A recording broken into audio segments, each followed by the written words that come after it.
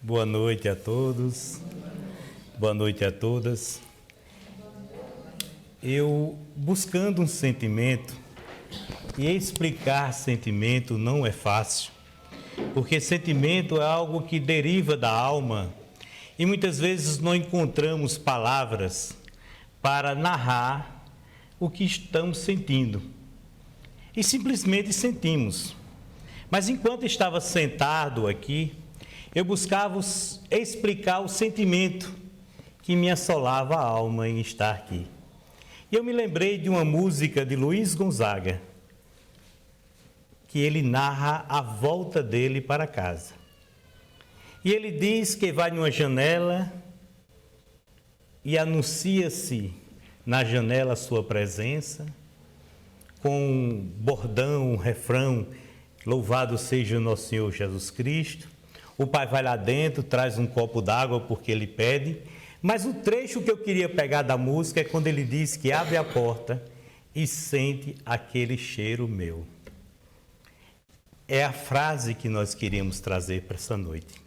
Estar aqui nesse centro espírita, perto de pessoas que para nós têm uma vinculação emocional, espiritual e existencial, a gente diz, aquele cheiro meu. Portanto, que possamos estar juntos nesses breves momentos que vamos estar aqui. Mas momentos esses que tenham a certeza inabalável. São momentos de recordação da alma, de experiências que somam no aprendizado nosso, mas especialmente sedimentos e sentimentos nossos diante dos valores da vida. E hoje à noite, nós fomos buscar uma assertiva do nosso irmão Paulo de Tássio, que dizia, o que queres que eu te faça?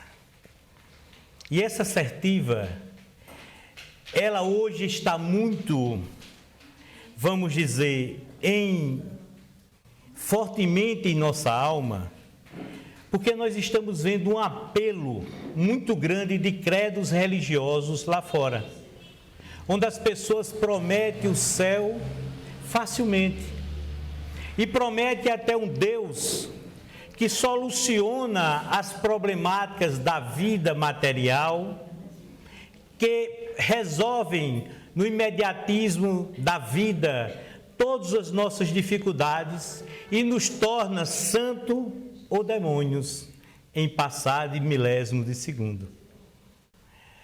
É um movimento lá fora religioso que muitas das vezes não nos pergunta qual é a nossa dor maior, mas simplesmente quer de nós uma atenção financeira e uma atenção de presença de números dentro de um templo religioso. E quando essa pergunta é feita de Paulo, o que queres que eu te faça? É como todos nós, diante da dor, nos perguntamos, o que queres que eu te faça, Senhor? Porque alguma coisa deve estar errado para que eu esteja sofrendo. Todos nós nascemos com o intuito da felicidade. Todos nós estamos aqui na Terra para um processo de evolução e de uma vivência constante no amor. E não, de forma nenhuma, nascemos chagados para sofrermos penosamente ou nos arrastarmos penosamente durante toda uma encarnação. Portanto, talvez estejamos perguntando a vida ou as leis naturais da vida erradamente o que ela quer que nós façamos.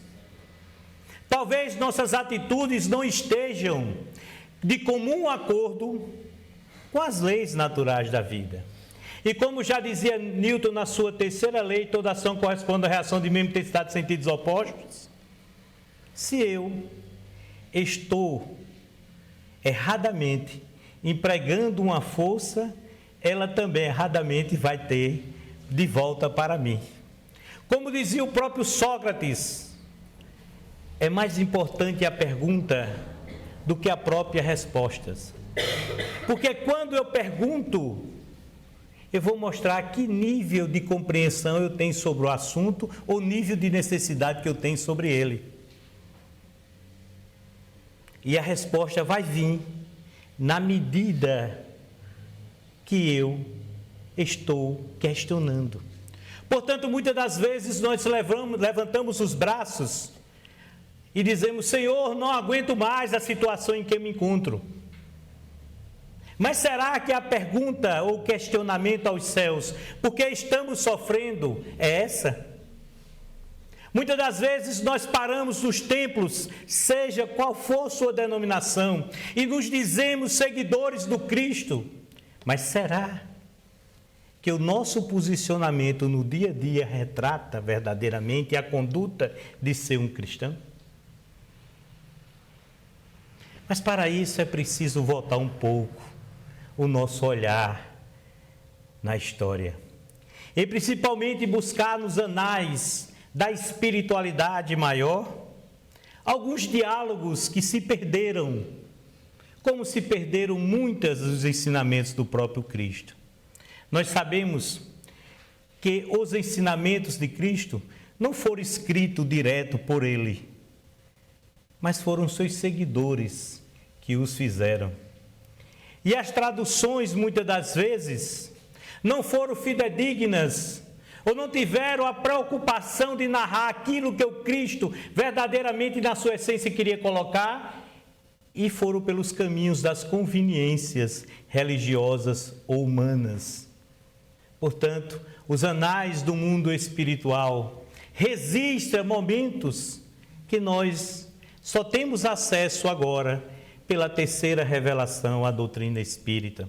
Quando a mediunidade se aproxima mais eficazmente do mundo espiritual e conseguimos buscar nas enciclopédias das vidas, nos textos gravados no éter, as verdadeiras lições mais profundas e os diálogos mais detalhados que Jesus, o Cristo, fez aqui na Terra. E um desses diálogos que nos foge a participação no Evangelho é quando Jesus entra, segundo os anais do mundo espiritual, pela porta oriental de Jerusalém, antes do seu apostolado. E ele entra em Jerusalém. Primeiro, um desafio muito grande, porque aquela porta, ou aquela entrada, ou aquele portal, era reservado só às pessoas que tinham um nível espiritual, ou um anunciador, vamos dizer, a nível de profetas, ou rabinos, ou pessoas que verdadeiramente tinham um entendimento maior sobre o processo religioso. Ele entra por essa porta oriental, caminha em direção ao Templo de Salomão. E quando ele chega nas imediações do Templo de Salomão, onde havia aquelas matanças de animais, vendia-se todo tipo, vamos dizer, de indulgência, como hoje se repete nas igrejas, nos templos religiosos. E esperemos que o movimento espírita não seja pego de assalto também desse processo. A presença de Jesus desperta em um dos iniciados, e um rabino chamado Hanã, um incômodo da sua imponência. E esse determinada figura sai de perto das outras e fica de frente a Jesus e faz a seguinte pergunta: Galileu, o que fazes aqui? Essa pergunta, ela tem uma profundidade muito grande, porque hoje nós podemos transitar pelas religiões que desejarmos. Nós podemos abraçar movimentos que desejarmos. Mas na época do Cristo não era assim. As pessoas tinham conveniências e tinham limitações de castra para poder estar atrelado a um tipo de vivência religiosa. E naquele momento, aquele homem incomodado, pois um galileu, como é que se torna tão imponente e traz uma reserva moral tão forte que ele não consegue identificá-la como um ser comum e pergunta: o que fazes aqui? E a resposta dele parece ser mais profunda do que o rabino esperava, ou do que o sacerdote, esperava. Eu estou a juntar as bases do reino de Deus. De um novo reino. Nesse momento, o sacerdote, acostumado com as conveniências da terra, olha para aquele ser e diz: é impossível. Como é que um homem só vai mobilizar tanta gente? E diz assim: por acaso, Galileu, tem por trás de ti algum príncipe que financie ou te dê um sustentáculo para que tu possas abalizar esse novo reino? Porque naquela época os reinos só eram conquistados através das influências de domínios políticos ou de exércitos. Como era que um homem daquele, com as vestes de Nazareno, vindo da Galileia, de um povo escorraçado e dominado, tinha ousadia de propor um reino que pudesse enfrentar o reino da águia de Roma? E Jesus disse: meu reino será implantado no coração dos homens. Aquilo incomoda, porque os reinos até então não era basicamente em homens, era para os homens adorarem, e não estava dentro do homem, era um reino exterior, era um reino de adoração e não de contemplação interior, de vivência. E ele mais do que de repente diz: tu só vai poder contar com loucos. De onde é que tu vai buscar pessoas para esse teu reino? Meu reino virá de várias partes. O reino virá de várias partes. Ele diz: certamente, os loucos e os lunáticos quem vai fazer companhia. Por acaso, já viste da lama surgir estátuas de adoração? Como vais fazer da lama mármore? E Jesus diz uma frase para Hanã pensar bastante. Muito. Não há mármore mais puro do que a nossa boa vontade dos sentimentos.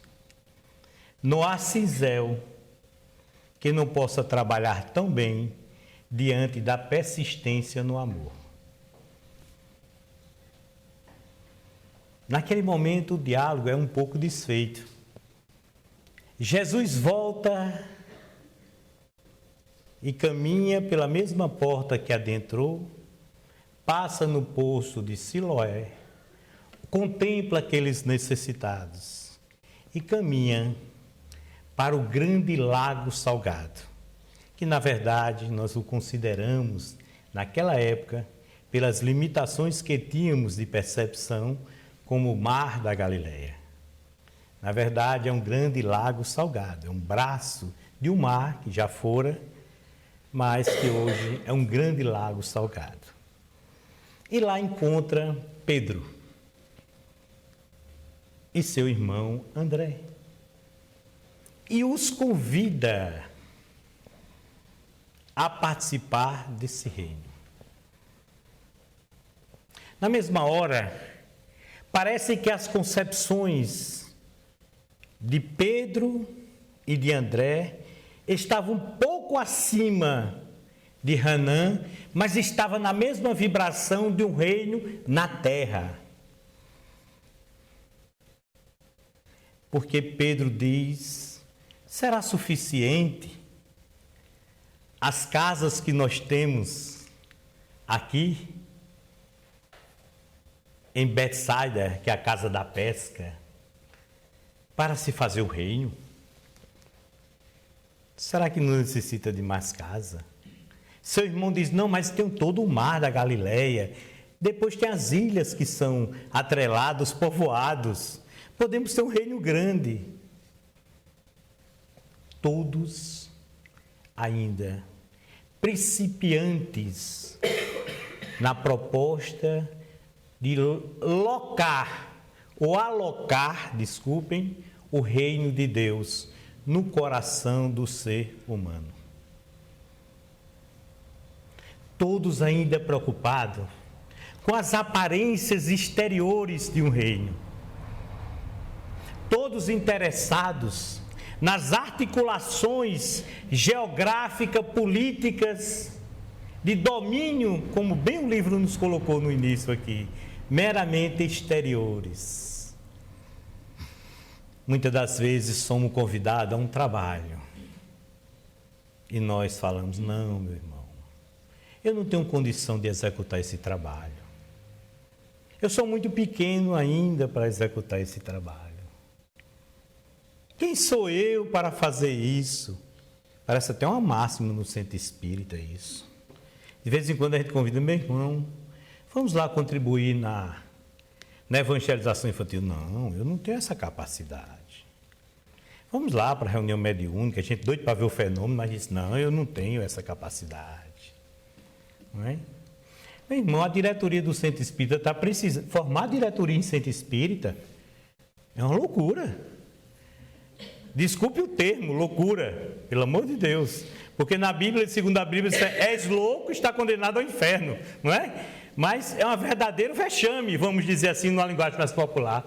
Porque um diz: não, meu irmão, eu não, olha, eu gosto de ser, eu sou frequentador, participante, eu trabalho, mas não me dê encargos, mas não me dê trabalho. É complicado. Porque nós não queremos o compromisso. O reino de Deus no coração do ser humano é compromisso, não é aparência. A doutrina espírita não é a doutrina de esquentar bancos. O esquentar banco no centro espírita não nos transforma. Eu aqui sentadozinho não vai me transformar. Eu tenho que buscar a minha transformação. Eu fico impressionado com a capacidade que a doutrina espírita tem de se mostrar para nós como soluções de várias problemáticas, a partir do momento em que eu me transformo, e não num passo de mágica. Todos nós queríamos que ali tivesse as pílulas, não de Dr. Ross, que é aquelas pílulas antigas, mas as pílulas passa, dores lombares, pílulas desobsessivas, pílulas anti-raiva, anti-cólera, não é? Antidepressivas, pílulas de salvação. Difícil. E quando eu coloco nós, porque me envolvo também nesse processo, arregaçar as mangas e começar a transformação do nosso ser. Ter a percepção de pedir desculpas, deixar a arrogância um pouco de lado. Tão difícil isso. Eu digo inclusive para mim, viu? É tão fácil para nós. Quando estamos identificados no caminho do mal, porque realizamos mais mal na nossa vida do que bem. Estamos num planeta de expiação e prova. Portanto, é mais fácil a gente enxergar o mal do que o bem. É tanto quando uma pessoa é orgulhosa, todo mundo diz: olha, fulano é orgulhoso. Mas quando fulano é uma pessoa boa, a gente diz o que é que ele está querendo. Porque essa bondade não existe. Porque não existe no nosso coração. Porque não estamos acostumados a vivenciá-la. É difícil para nós essa interpretação. E naquele momento Pedro olha para Jesus e diz: será muito difícil aqui, poucas casas, poucas pessoas formar um reino. O tempo passa. E Jesus começa a juntar seu apostolado. E junto deles, as pessoas que com ele iriam contribuir para a implantação do reino de amor e de misericórdia aqui na terra. Olha, foi um esforço muito grande, 12 apóstolos. E uma apóstola. Em certo momento, a Bíblia é tão machista que esquece de Maria de Magdala. Como esqueceu de várias outras mulheres que somaram no processo da implantação do reino de Deus aqui na terra. E Jesus escolhe um dentre todos,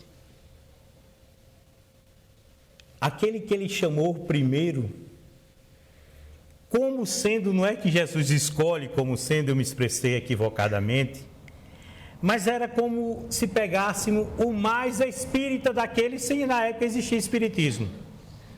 Mas espírita como? Parece ser o mais espírita, que é o que pergunta. Os outros geralmente não perguntam tanto. Mas Pedro é o que mais pergunta, se incomoda. Ô mestre, quantas vezes devo perdoar? Porque Pedro estava acostumado a uma questão, vamos dizer, meramente de fórmulas. Olha, é 7. A doutrina mosaica diz que é 7. 7 vezes 7. 7 vezes 7 vezes 7. E Jesus olhando para ele, né? Não é números. É o sentimento. Pedro chega para o mestre e diz, como nós espíritas, ora estamos profundamente conectados com o reino de Deus, ora estamos profundamente longe. Quando Jesus diz, o que dizes que eu sou? Lá fora, o que estão dizendo de mim aí, na boca miúda, como se diz? E os apóstolos começam a dizer, tu és Elias que voltou, já tinha noção de reencarnação. Né? Tu és, começou a dizer alguns profetas. E Pedro diz que ele era a manifestação viva de Deus na terra. Era a expressão do Espírito da verdade ali presente. Era, como o livro dos Espíritos nos diz, o ser de maior envergadura espiritual que já tinha vindo na terra. E Jesus disse, não foi o corpo, nem o Espírito que te revelou isso. Foi meu Pai que está nos céus. Foi um ato mediúnico. Mas na mesma hora, empolgado, Pedro disse que vai construir várias cabanas. E Jesus disse, sai daqui, Satanás. De minutos e minutos foi ao ápice a esterilização de muitas vezes nós queremos fazer das coisas. Nós espíritas também somos assim. Vimos ao centro espírita, tomamos um passe, saímos de uma reunião equilibrada e aqui dentro diz, falamos do coração, meu Deus, eu preciso me transformar. Ou então participe de um tratamento espiritual e diz assim, olha, traga todos os livros que eu quero ler de uma vez só. Não é? Nunca mais eu deixo de vir. Vocês já viram isso já alguma vez? E aí, a gente já fez parte disso também, não é? Tem que lembrar disso, né? Não é? E a gente desaparece. Porque tem uma colocação lá na Revista Espírita que a gente esquece de lembrar. Sabe o que Kardec diz? Olha a propaganda. Quando eu comecei a palestra, disse que a gente é corajosa o movimento espírita em dizer que não está aqui para salvar nem curar ninguém, mas para dar a ferramenta para que as pessoas façam isso, não é? Isso é corajoso, porque como é que você anuncia um produto dizendo que aquele produto precisa do esforço seu? Todos os produtos que são anunciados é para diminuir nosso esforço. Olha, compra essa cera de passar no chão, porque você não vai ter isso, você vai passar só uma vez, né? O Espiritismo diz, não, meu irmão, é o seguinte, para você se transformar, para você melhorar, você precisa transformar-se. Você tem que deixar de ser orgulhoso, egoísta, perdoar. E olha, vou ser sincero a você, tudo que você plantar, você vai colher. Quer dizer, nos coloca num patamar diferente. Porque até então eu vou tirar todos os seus pecados. Você já viu um palestrante de Espírito dizendo isso? Que vai tirar todos os nossos pecados?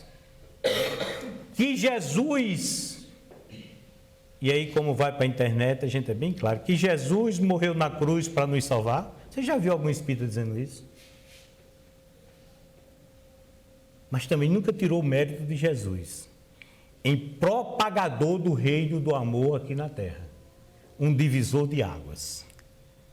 Muita gente não gosta que a gente fale isso. Mas Jesus deu a participação dele. E nos mostrou como poderíamos ser felizes. Agora a opção é nossa. De quando? De quando permanecer no sofrimento ou quando abraçar a felicidade.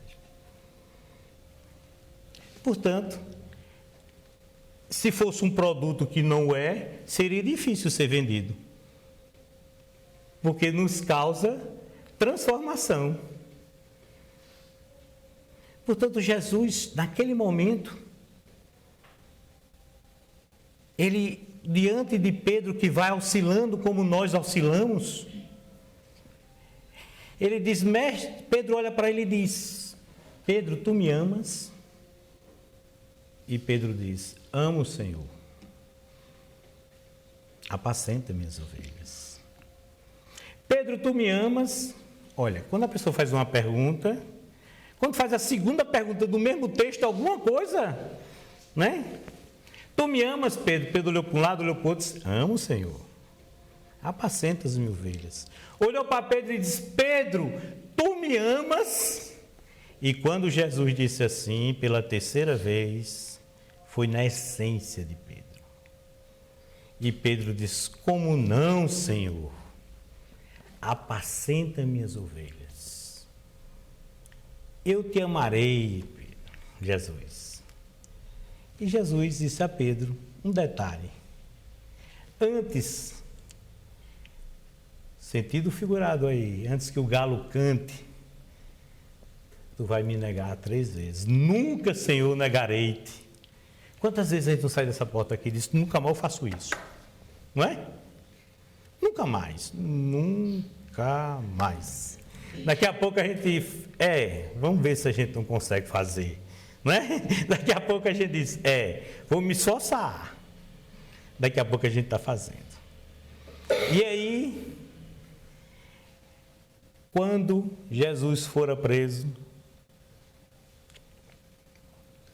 uma senhora reconhece Pedro e diz, teu proceder te denuncia.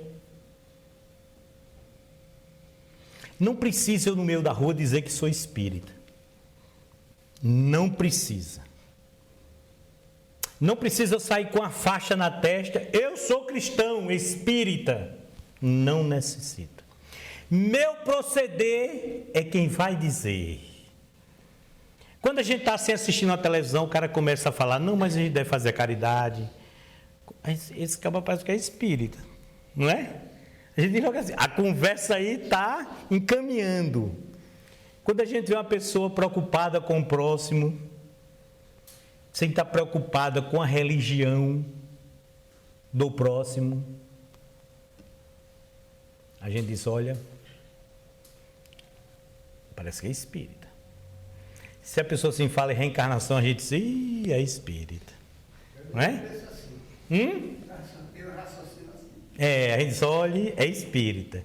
Portanto, o proceder, naquele momento, denunciou que Pedro era seguidor do Cristo. Que coisa boa! Mas era um momento de negação. E você está dizendo, Zeca, que coisa boa? Porque infelizes foram aqueles que nem deram-se ao direito de ser reconhecidos seguidores do Mestre. Infelizes, não no sentido pesado da palavra infeliz, mas não ter a felicidade de ser reconhecido como seguidor do Cristo. E Pedro fora, mesmo na negação. E ele disse, tu és seguidor? Não sou não. Não sou não. Não. Pela terceira vez o galo cantou. E Pedro lembrou. Meu Deus. Quando Pedro olha para o monte, no outro dia, quando a terra, segundo os relatos, escureceram, 3 dias depois de sua prisão, de sua crucificação, todos ali, depois da aparição, todos se incomodaram, porque disseram o homem estava certo. O que a gente fez? E nesse momento, quando ele aparece a Maria de Magdala e vai para casa, todos o renunciam. Pedro fica ao lado dela. E começa um trabalho muito interessante, que é um trabalho da Casa do Caminho. Funda-se uma instituição. E aí a gente poderia dizer, olha, já que a gente não consegue achar a cruz de Jesus, não é? Porque já pensou se a gente achasse a cruz de Jesus, se o pessoal vem de Pedra da Lua, imagina a cruz de Jesus como seria. Seria assim, água do Rio Jordão, né? Vendida. Pedacinho da cruz do mestre. Você está dentro do bolso, era um talismã, não era? Mas a gente tinha uma ruína aí atrás. Da Casa do Caminho. Primeira instituição cristã na face da terra.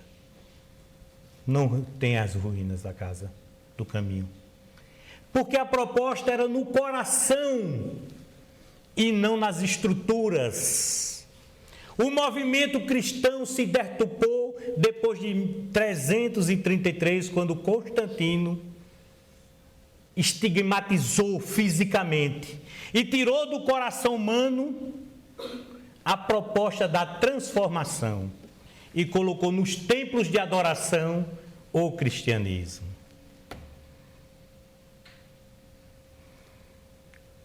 Nós espíritas, temos o grande papel de buscar esses 300 primeiros anos e perguntar ao Mestre do fundo do nosso coração: o que queres que eu te faça? Como queres que eu atue diante da humanidade e diante dos conhecimentos que tem na nossa transformação? O mundo não está perdido.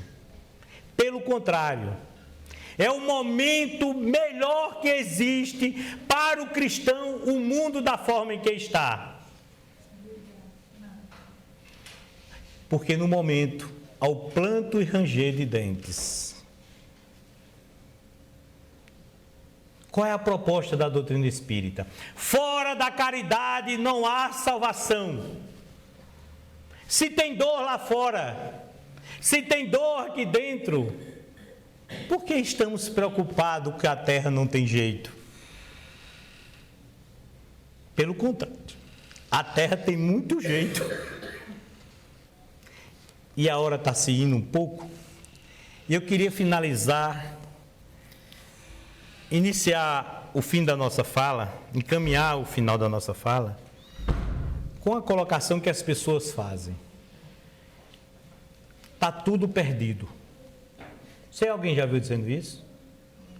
Há tanta violência na terra que não tem mais jeito não. Já viu falando isso? O Brasil não é coração do mundo, pátria do evangelho, com a roubalheira que tem essa lá fora. É não. O mundo está totalmente desmoralizado. Deus parece que abandonou o barco.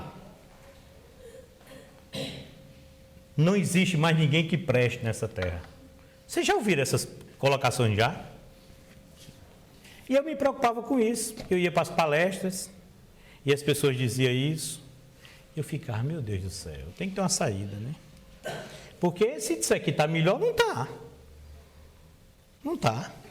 A gente evoluiu tecnologicamente, mas atrofiado aqui no moral, na parte moral. Atrofiado. O que está acontecendo? O mundo está pior? Não tem evolução? Não tem transição planetária? Ah, tem a transição planetária. Lembrou disso, né? Bom, que bom lembrar disso. Vamos dizer que a gente pega uma escola aqui, e eu não quero fazer merchandising em nenhuma escola, pelo amor de Deus, mas pegamos uma escola bem conceituada da cidade de Esperança. Como eu não conheço nenhuma, que é daquelas escolas daqui, vão vocês aí na cabeça, pensam melhor. E a gente vai lá no começo do ano, e realmente aqui é organizado, viu? Olha os meninos tudo fardado, o conteúdo dado, os professores pontuais, as crianças na média, não é? Grande parte na média, quem mais aprova no vestibular, vamos dizer assim, né? Mas se a gente chegar lá para dezembro, vestibular não é nem, pelo amor de Deus, né? Eu fui agora longe demais. Se a gente chegar lá em dezembro, no dia 20 de dezembro mais ou menos, como é que está aquela escola? Só está quem não conseguiu passar, não é verdade? Só está quem está em ré da recuperação, não é verdade? Se a gente chegar a olhar assim e dizer, meu Deus, como é que meu filho estuda nessa escola? Tem aluno que diz, não, é bem pago, eu vou até o final do ano, porque eu quero pagar bem pago, né? O colégio, né? Eu sou cobra, só passo me arrastando, né? E você olha assim, meu Deus, aquelas crianças que não tiraram um 5 durante o ano, tem que tirar um 8 na final para passar. Como é que pode? É mais ou menos o que a Terra está vivendo, minha gente. A gente não tirou um 5 de média. E estamos agora precisando mais do que 5 para não ir, para podermos ir para o mundo de regeneração. Mas o diretor da escola, em dezembro, está preocupado? Não. Por que não está preocupado? Porque ele sabe que aqueles alunos voltarão no próximo ano e vai aumentar o coeficiente da escola, não vai? Jesus está preocupado? Não. Porque ele sabe que os espíritos que já cumpriram o seu papel aqui na terra, que estão acima do nível em que estamos, estão aguardando para que dê condições à terra para eles poderem nascerem novamente. E as pessoas que foram reprovadas, terá que ceder o espaço daquela sala de aula para outros. Não é? Não é natural isso? Portanto, não, vamos tirar isso da cabeça que está tudo perdido. Se eu chegar em dezembro no colégio, eu não posso dizer ao diretor, está tudo perdido, o diretor vai dizer assim, não, meu filho, olha aqui a lista dos alunos já matriculados para o próximo ano. Olha, ó, está aqui. Portanto, o que queres que eu te faça? E vale salientar, lá no final da vida de Pedro, conta os anais do mundo espiritual.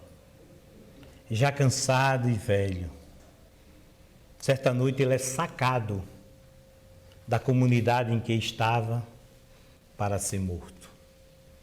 Mães, filhos, viúvas,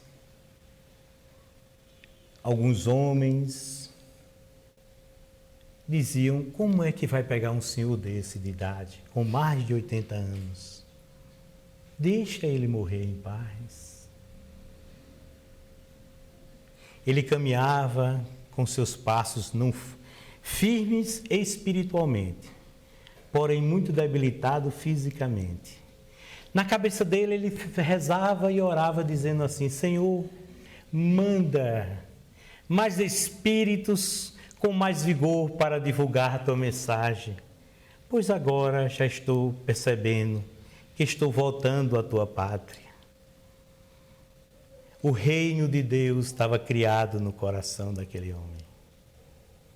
Ele partira de um homem cheio de dúvidas e questionamentos e caminhava para a sociedade como um ancião, mas interiormente como um espírito equilibrado na construção do amor.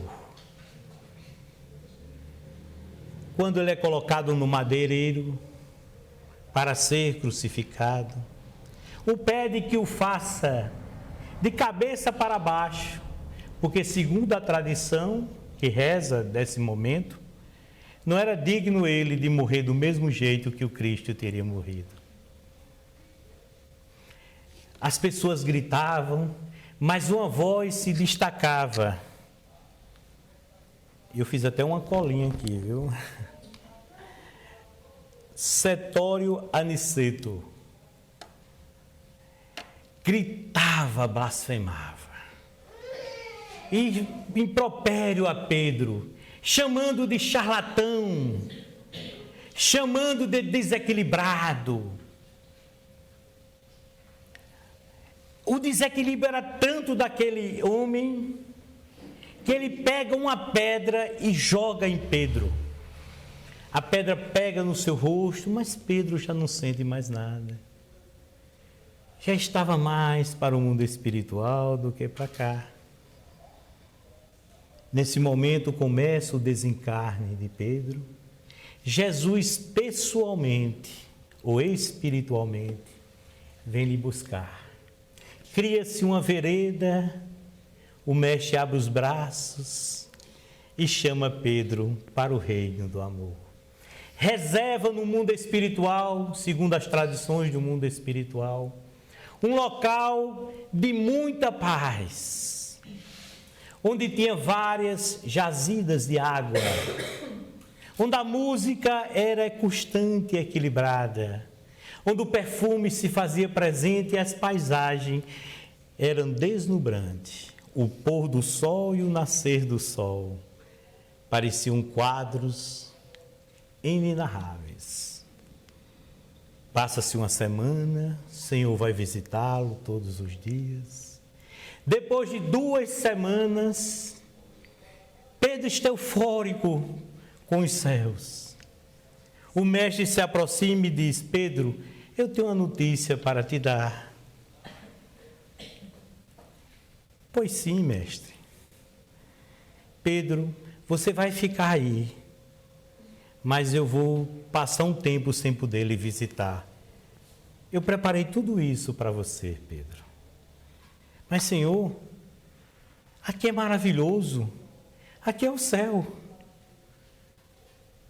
Por que não fica aqui conosco? Pedro, eu tenho que ir para Roma.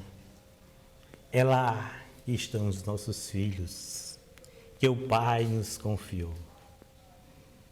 Nesse momento parece que Pedro tem um impacto da vivência do que estava desfrutando com a necessidade que nós temos. E Jesus ainda diz que enquanto tiver uma dor na terra, enquanto tiver uma alma que chora, Ele estará semeando o reino de Deus aqui na terra, respaldado no amor e na transformação do homem. Nesse momento, Pedro bate pronto e diz: Mestre, eu vou contigo. A ociosidade já não quero mais que exista em meu ser. Eu quero também contribuir com o teu reino. Que possamos sair daqui e hoje poder perguntar do fundo do nosso coração: Senhor, aproxima o reino de Deus no nosso coração. Senhor, o que queres que eu te faça? Para que o amor faça morada dentro de cada um de nós.